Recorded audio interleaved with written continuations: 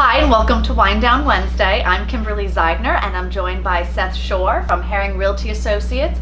He's an appraiser, and he's going to talk to us today about what an appraisal is and different ways that if you're thinking of selling your home, you can make it more saleable. Hey, thank you so much for having me here today. Happy to be here. Yeah, I'm with Herring Realty Advisors, and we are appraisers here. We do commercial, agricultural, land, and residential appraisals. So we do a little bit of everything. We get to see a nice big slice of a wide variety of real estate.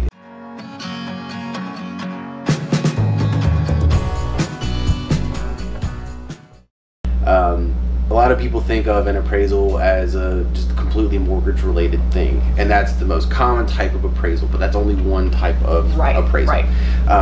And in that scenario, a lot of people then think that the mortgage appraisal is there to validate the deal. An appraiser is not there to make or break a deal. The appraiser works for the bank in that scenario, and the bank is trying to get business from the buyer. The mortgage appraiser is actually validating how much the bank will lend. Right. And so it's not about is this home priced correctly, it's how much should the bank lend. And that plays out differently in different scenarios depending on how much down payment there is, you know, how time pressured the transaction is, what type of transaction it is, and how much down payment there is, and how much flexibility. But that mortgage appraisal is not, you know, saying that yes or no, this is the correct sale price. It's what is the market value. Banks lend on market value, not based on sales price. So part of the time I'm dressed like this. I'm in field gear, like I'm dressed like I could go like fishing right now, and that's on purpose because in Florida it gets hot, and if you want an accurate measurement, you're getting in the bushes, right? Like if your appraiser shows up and they got like a suit on or they got high heels, they're not doing much. That house is not getting measured, right? You know, because I mean, everybody's got all these bushes and everything. You got to tromp through some bushes and, you know, dodge some dog bombs and and get, you know, use your laser or your measurer and get out and measure that thing, because the county records are iffy. Right. They're for tax purposes. They're not for true valuation purposes. So let's talk about something. You had mentioned it earlier about the pre-listing appointment. And so I know that as a realtor, we go in and we do sometimes stress to sellers that they should go ahead and get an appraisal done in advance to really know the value of the property. Sometimes comps don't always tell the true story. Right. So you do find value in coming out and doing stuff like that, and more often than not, the value that you give is what the bank gives. Yes, and one of the things it will do, a couple of benefits to pre-listing inspections, one is that it sets kind of a realistic number. No two appraisers are going to go about it exactly the same way. Right. But you've at least got kind of a baseline. If you've got a good pre-listing, you've got a baseline. You know kind of how your house rates in the market as of that date. You've kind of got some backup. You've got some comps.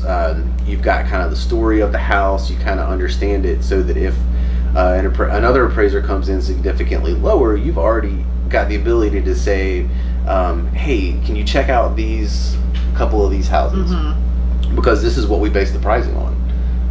You know, not these ones over, you know, a mile away. Like, here's these ones in the backyard. Right.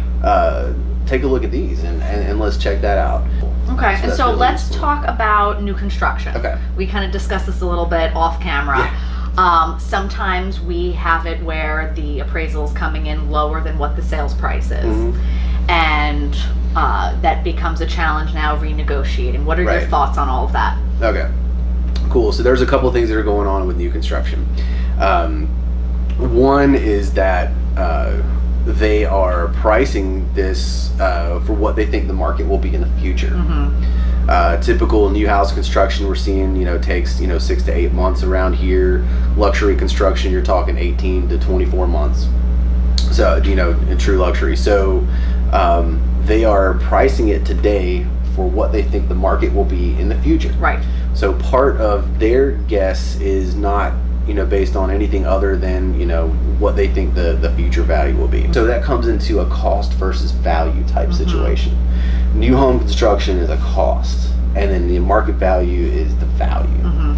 So that's where that sometimes happens. The builders have to be careful that they're not, you know, putting so much into it that it's not going to come back. Right.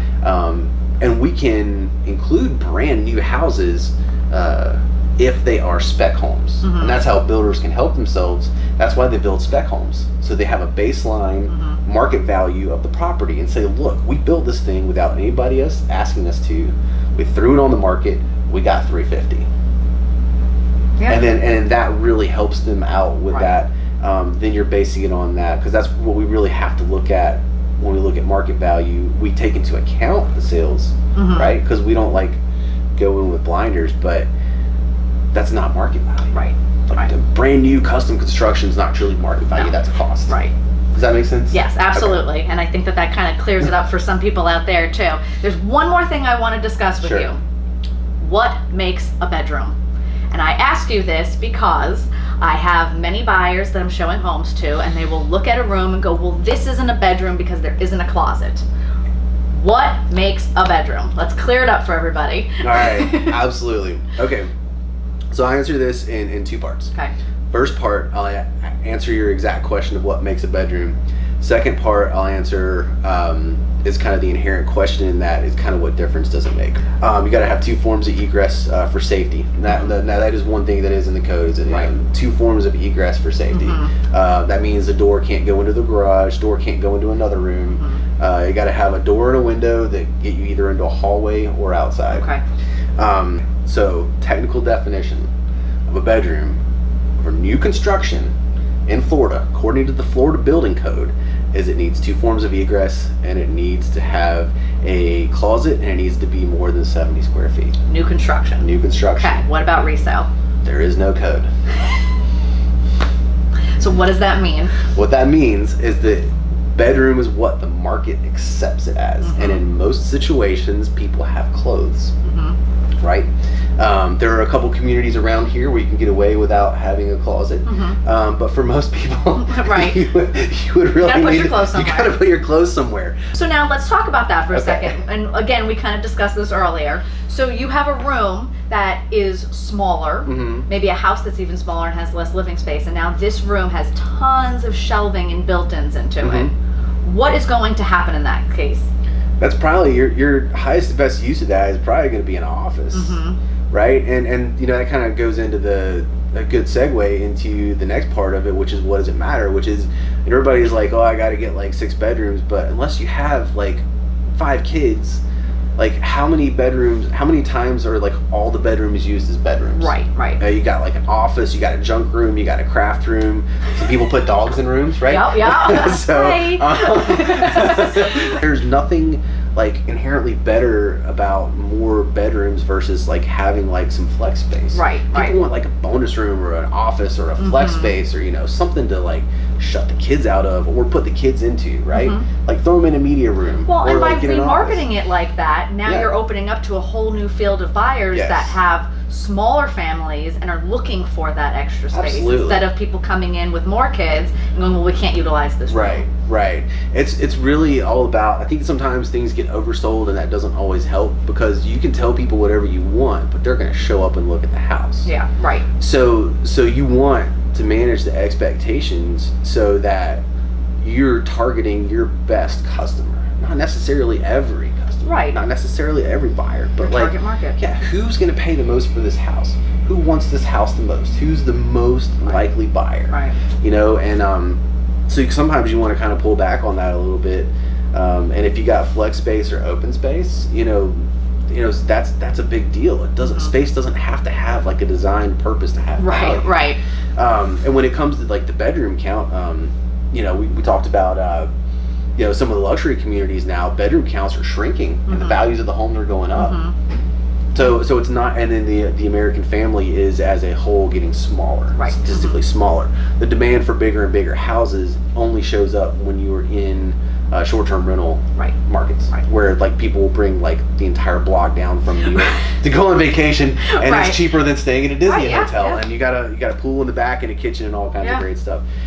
Well, listen, we talked about a lot today. We kind of ran the gamut with everything. So if you didn't understand what an appraisal was before, or how the process worked, or anything about any of this, you kind of get it now. But if you do have any questions, please reach out to us at any time. We'd be happy to talk to you. Yeah. Thank you for being here. Hope you enjoyed your sangria. And we'll see you next week. Thanks a lot.